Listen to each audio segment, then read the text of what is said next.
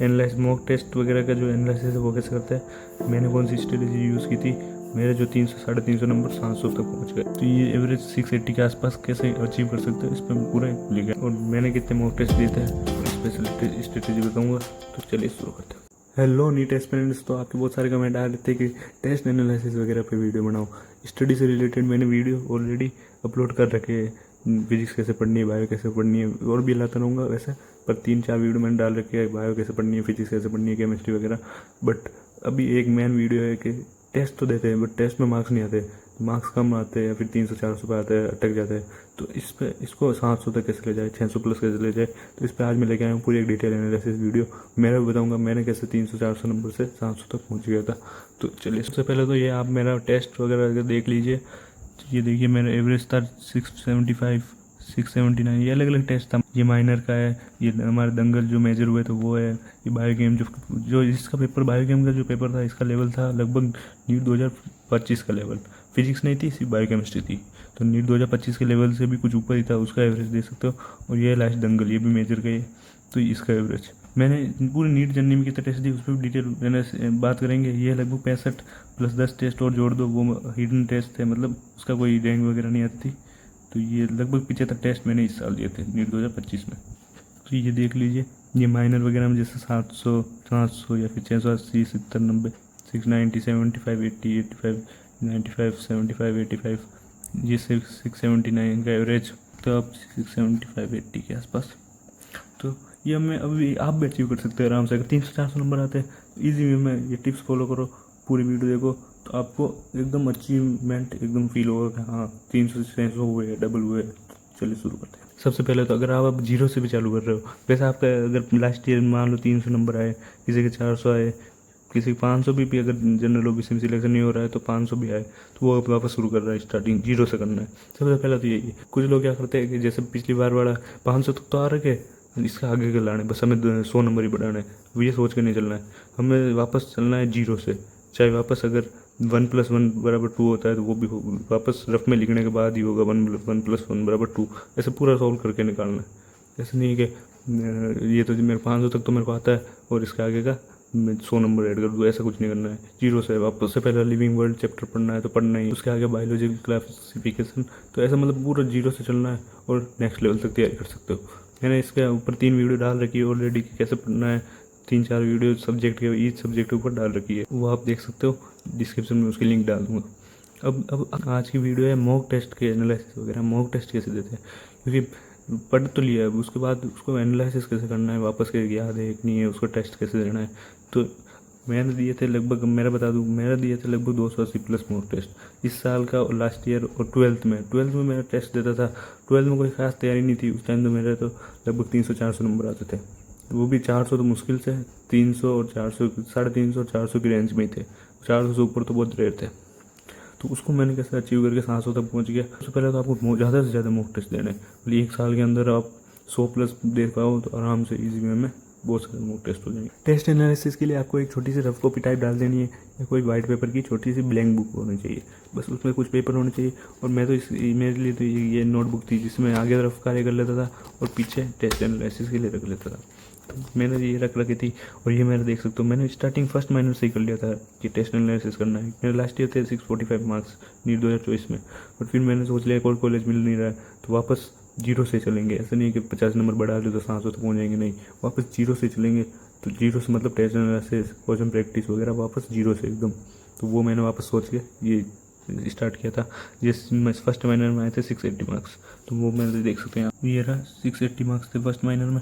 तो मैंने ये माइनर देने के बाद अपना जो एनालिसिस है वो बता देता हूँ कैसे किया था। जैसे बायो है तो बायो, केमिस्ट्री और फिजिक्स तीनों का अलग से लिख देना है। जैसे मेरे कितने इसमें 8 क्वेश्चन गलत थे, तो अब 8 में से ऑल स्टेटमेंट्स रीड केयरफुली, तो मेरे जो है वो गलत हुआ क्वेश्चन इसका बायो का, कोई जल्दी पढ़ने में कोई स्टेटमेंट वगैरह, जो स्टेटमेंट वाला क्वेश्चन होता है नहीं, तो उसके जो 2-3 ऑप्शन थे उसमें कोई ऑप्शन गलत जल्दी पढ़ लिया, इसलिए क्वेश्चन गलत हो गया था।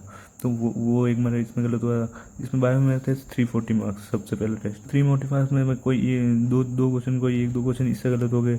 जैसे हार्ड क्वेश्चन था वो मैंने जल्दी फर्स्ट में कर दिया था, पहले ही अटेम्प्ट कर लिया था, तो वो गलत हो गया। वो मैंने लिख दिया कि अब हार्ड जो क्वेश्चन है वो लास्ट में करना है।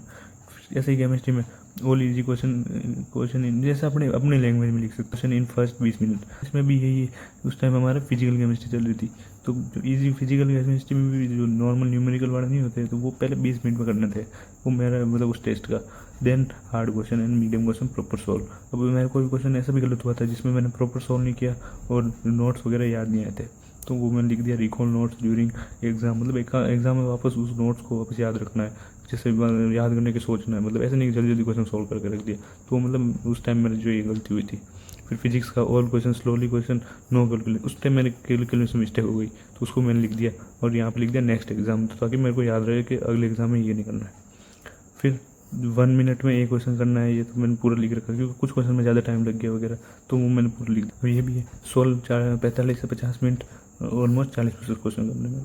ये नेक्स्ट टारगेट भी था एक तरह से, क्योंकि ये अगर नहीं होता है तो कोई हार्ड पेपर आ जाए तो फिर पीछे का पेपर छूट जाएगा। नीट 2025 में भी मैंने ये स्ट्रेटेजी लगाई, 40 से 45 मिनट में फिजिक्स की पहले स्टार्टिंग में नहीं हुई, वो लास्ट में वापस कर ली। तो मतलब ऐसे पूरा प्लानिंग से चलेंगे तो सही रहता है, ऐसे नहीं कि पूरे फिजिक्स नहीं हुई तब तक करते रहो। तो ये नहीं, 4-5 क्वेश्चन जो लास्ट में बचे वो कर सकते हो। यह तो हो गया टेस्ट एनालिसिस। अब फिर उसके बाद मैं लिखता था अलग से कि नेक्स्ट स्ट्रेटेजी क्या है। अब 680 तो आ गए थे, अब मेरा था नेक्स्ट टारगेट 700 लाने अगले टेस्ट में। तो फिर अगर आए नहीं आए वो कुछ दिक्कत नहीं है, बट अगला लाने के लिए लिखना था पहले। तो कुछ भी टेस्ट जो आपका ड्रीम स्कोर अगला वो लिख सकते हो। अगर 600 आए तो 650 वगैरह, 600 650 आए 680 वगैरह लिख सकते हो। इसमें मेरी स्ट्रेटेजी थी कि 360 बायो में लाने नेक्स्ट, 175 और 175 इसमें लाने। अब कुछ लोग सोचते हैं हर टेस्ट में 720 ले, तो 720 नहीं, धीरे धीरे चालू करेंगे कि पहले 700 आए 710 आए तो आराम से पहुंच सकते हो। तो जैसे ये रहा बायो, तो बायो में मैंने जैसे सबसे लास्ट करता था, ये तो मेरा फिक्स स्ट्रेटेजी थी। सेकंड केमिस्ट्री करता था, फर्स्ट फिजिक्स करता था। तो ये लिख लेता था ताकि अगला टेस्ट देने से पहले मैं एक बार ये देख के चला जाता था, तो इससे याद रहता है कौन सा पहले करना है, कितनी देर में करना है, वो भी लिख देता था। 40 से 45 मिनट में ये करना है, 30 से 40 में ये करना है और 40 से 45 में ये करना है। देन नेक्स्ट सब्जेक्ट अगला से अगला। अब ये इसमें टाइम वगैरह हो जाता था, तो जो बच्चे हुए क्वेश्चन भी वो लास्ट में करते था। टोटल टाइम वगैरह सब पूरा नोट कर लेता था। 45 में ये करनी है कैसे भी करके, नहीं हुए तो लास्ट में देखेंगे। 40 में ये करना है, जितने 40 में जितने क्वेश्चन हो जाए वो तो करने थे। फिर अगले 40 मिनट में ये और लगभग 2 ओवर में ये हो जाएंगे। फिर जो बचा हुआ टाइम 200 मिनट, और 200 मिनट में से 20 मिनट ओवर मार के निकाल देते थे 180 मिनट। उस टाइम क्या कि वो आया नहीं था नोटिफिकेशन, उस टाइम 200 क्वेश्चन ही थे पूरे। 200 मिनट है, 200 में से ओवर मार के 180 मिनट है, उसमें से मतलब 3 ओवर। तो रिमेनिंग जो बचा हुआ 1 ओवर है उसमें मैं रीअटेम्प्ट कर लेता था। जो भी अपने स्ट्रेटेजी लगा सकते हो कि कोई जो क्वेश्चन जल्दी जल्दी कर दिया उसको वापस सॉल्व कर देते। तो ऐसा मतलब 2 ओवर में मेरा अपना पेपर अटेम्प्ट करने की पूरी स्ट्रेटेजी रखता था। पेपर ईजी आ जाए हार्ड आ जाए कैसा भी, ताकि बचे हुए टाइम में वो कर सकते हैं। तो ये माइनस सेकंड एनालिसिस है, ऐसे ही माइनस थर्ड है, ये रख देता था। ये पूरा सारा माइनस का मैंने लिख रखा था। फिजिक्स कैसे कम्युनिकेट करनी है, केमिस्ट्री कैसे करनी है, ये नेक्स्ट टारगेट क्या है, 700 रखना है, 710 से। धीरे धीरे मार्क्स बढ़े हैं तो फिर मैंने टारगेट भी बढ़ा दिया धीरे धीरे। ऐसे मतलब महायोग के टेस्ट हुए थे हमारे बीच में, उसका जो है टेस्ट का, जिस सारे टेस्ट का लिख देता था। तो ऐसे अपन को पूरा एनालिसिस करना है, ये पूरी स्ट्रेटेजी होगी। फिर कोई अलग जैसे बायो गेम हमारा चालू हो गए थे तो उसकी स्ट्रेटेजी लिख देता था यहाँ पे। जैसे एनसीईआरटी के ऑल पॉइंट पढ़ना है, यूपीएससी वगैरह, फिर स्लोली ऑल कॉन्सेप्ट याद करना है, क्वेश्चन जो ध्यान से पढ़ना है, नोट्स को एनसीईआरटी को पढ़ना है। ऐसे मतलब जो पेपर के टाइम जो चीज़ें याद होती हैं उसी को जस्ट पेपर देने के बाद कॉपी में लिख लेना है, ताकि क्या है कि वो ताज़ा याद रहे। और फिर लास्ट में वापस टेस्ट देने जाए उससे पहले एक बार इस नोटबुक को देख लेना जल्दी जल्दी, मतलब उस लास्ट टेस्ट का। ऐसा मतलब एक बार तो मेरे बहुत कम मार्क्स आए थे तो उसमें मैंने पूरे एक समरी लिखी यहाँ पे कि क्या गलती हो गई थी लास्ट टेस्ट में, क्या वापस है, वो वापस पूरा यहाँ पे लिखा डिटेल एनालिसिस। तो कंफ्यूजन वाले जो चीज़ें उसको पहले पढ़ना है वगैरह, जो भी आपको टेस्ट में दिक्कत है उसको लिख सकते हो। तो इससे धीरे धीरे बहुत इंप्रूव हो जाएगा। पहले मैं भी यही करता था कि सोचता था कौन टेस्ट एनालिसिस करे कौन क्या, बट इससे काफ़ी इंप्रूवमेंट होता है। ये देख सकते हो इतना सारा, ये देखो इतना बड़ा एनालिसिस पूरा। जब मार्क्स बहुत कम आए, मतलब ऐसे मतलब एवरेज से बहुत कम थे मार्क्स, तो उस टाइम मैं ऐसे मतलब पूरा एकदम डिटेल एनालिसिस लिखता था। पहले अगला चैप्टर पढ़ना, बाद में पहले जो टेस्ट हुआ उसका डिटेल एनालिसिस, और उसके सारे क्वेश्चन सोल्व करना जरूरी है। जो क्वेश्चन हो गए नहीं हुए वगैरह, जैसा आपको जो भी टेस्ट के अंदर दिक्कत आए उसके लिख सकते हो। जो इससे देख सकते हो इम्प्रूव हुए। फर्स्ट टेस्ट में मार्क्स थे 340 बायो में, फिर हुआ 350, फिर हुए 360 वगैरह। तो ये सब मतलब मार्क्स इंक्रीज हुए। फिजिक्स का देख सकते हो यहाँ पे 155 थे, 160 हुए, 165, 170, 70, 80 तक पहुँच गए। तो ऐसा मतलब आप देख सकते हो पूरा एनालिसिस करोगे तो आप भी ऐसा कर सकते हो। मिलते हैं नेक्स्ट वीडियो में, तब तक के लिए बाय बाय। चैनल को सब्सक्राइब कर दो, टेलीग्राम चैनल को ज्वाइन कर लो, और कैसा कौन सा सब्जेक्ट पढ़ना चाहिए तीनों सब्जेक्ट के ऊपर डिटेल वीडियो डाल रखी है, चैनल पर जाके देख सकते हो। Thank you.